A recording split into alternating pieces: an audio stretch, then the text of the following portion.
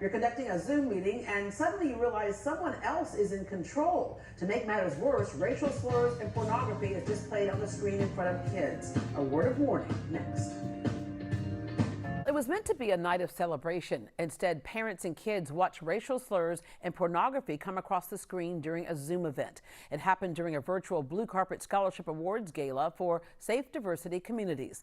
Organizers want you to be aware of what can happen in the virtual world.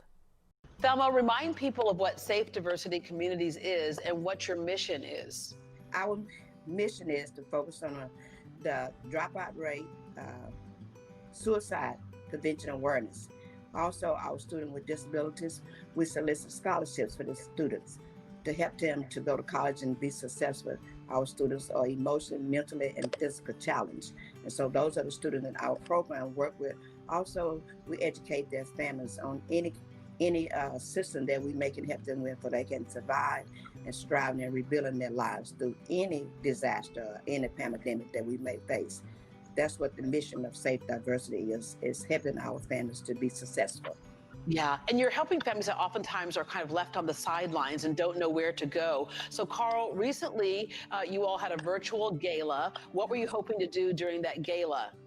So what we do is we have a gala that we put together to inspire others, to give scholarship money to 10 individuals, 10 young adults that are on their way to college. We're giving away $500 to $1,000 scholarship to these incredible students. Some of them are living with disabilities. And we have throughout the year, every first Saturday of the month, we have a workshop. And with that workshop, Safe Diversity Communities teams up with myself and my wife, Chandler, Ducena, with Normal to Be Fit, as well as attorney Filis, and so many other amazing people, to have a workshop where we're able to teach them and guide them and just point them in the right direction. And it all leads up to our gala, which this year, due to COVID, we had to have a virtual gala. And we were so psyched and hyped and ready to impact and inspire these kids.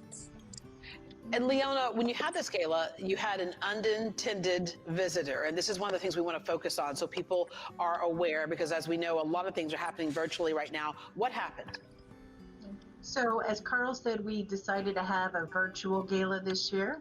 And a lot of the key people that were running the gala were here at my office in different rooms trying to coordinate together to put this production in place. And we had used Zoom, as we had been using for some of our other virtual events. And our gala was only going to be 1 hour. And from the beginning, we started hearing noises that were from someone that we thought maybe was not muted. The noises started sounding like sex noises. And then 30 minutes into the gala, when we had one of our star students having one of her videos thanking everybody for the scholarship, we had our gala was taken over by a hacker. Look at this lady in blue right here. Look at this lady in blue. Guys, we want you to know that we were hacked. Our Zoom account was hacked. Yep. And you know what? We're going to overcome that. We're moving on right now. We are on Facebook. We're going to keep going. The Blue Carpet Safe Diversity Gala must continue. How do they take over? So that we don't know yet. They had been able to interfere with making noises during the broadcast, but looking at the participant list, we couldn't isolate anybody that wasn't muted. Yeah. Then what happened was that person had been able to take a screenshot of my desktop and then place that in the Zoom meeting, and then started writing bad words and making, I think it was a swastika symbol, and then just completely took over the whole gala. Yeah. So you want this to be a warning to people. Again, as I mentioned, so many people are doing this way. And the irony of the whole thing is one of the things that you all focus on, Thelma, is bully prevention. Yeah. Yes, that is number one in our book. And because there was so many, Miss Deborah, so many families on, we had over 500 some families on Facebook Live and about 200 some on that Zoom.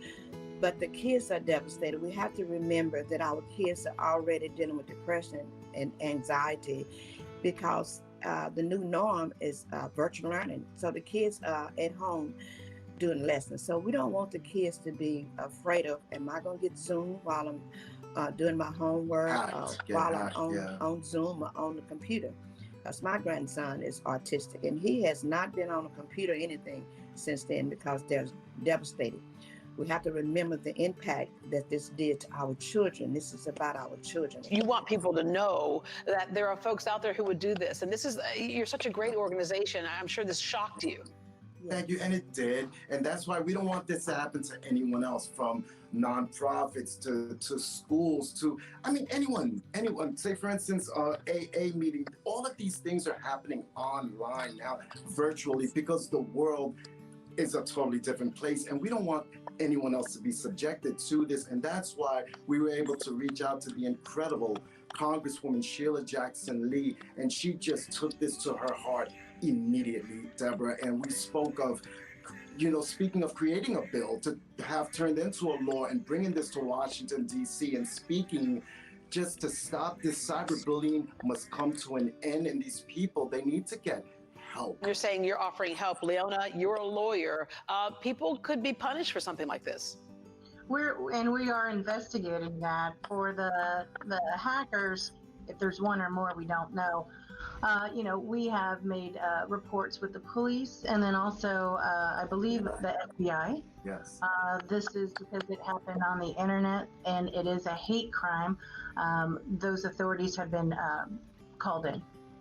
All right. Well, Thelma, thank you again for what you do. And I know sometimes when one bad thing happens, we forget about all the good things that are happening, and you've got much more good going on.